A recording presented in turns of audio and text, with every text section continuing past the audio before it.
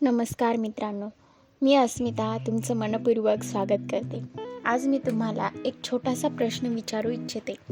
आपण दिवसातून किती वेळा माझ्याकडे हे नाही, ते नाही असा विचार करतो आणि किती वेळा माझ्याकडे जे आहे त्यासाठी मी आभारी आहे असं म्हणतो.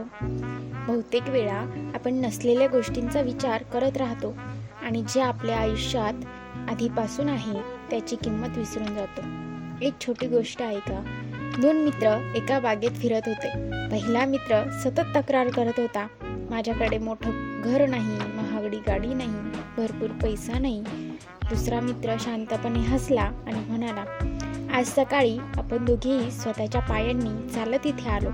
आपल्याला डोळ्यांनी हे सुंदर जग पाहता येतं, आपल्याला श्वास घेता येतो.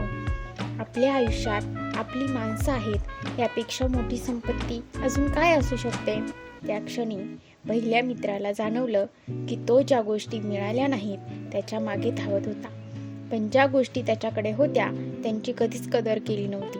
मित्रांनो, कृतज्ञता म्हणजे फक्त धन्यवाद म्हणणं नाही. कृतज्ञता म्हणजे जीवनाने दिलेल्या प्रत्येक संधीची, प्रत्येक नात्याची आणि प्रत्येक अनुभवाची मनापासून कदर करणं. ज्या माणसाच्या मनात कृतज्ञता असते त्याच्या आयुष्यात समाधान असतं आणि जिथे समाधान असतं तिथे आनंद आपोआप येतो. आजपासून एक छोटी सवय लावा.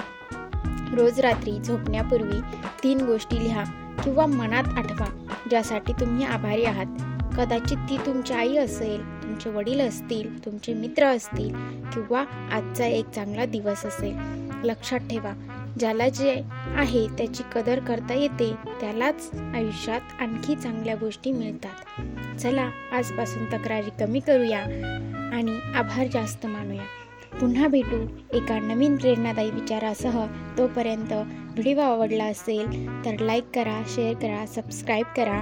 हसत राहा, आनंदी राहा आणि प्रत्येक दिवसाबद्दल मनापासून कृतज्ञ राहा. धन्यवाद.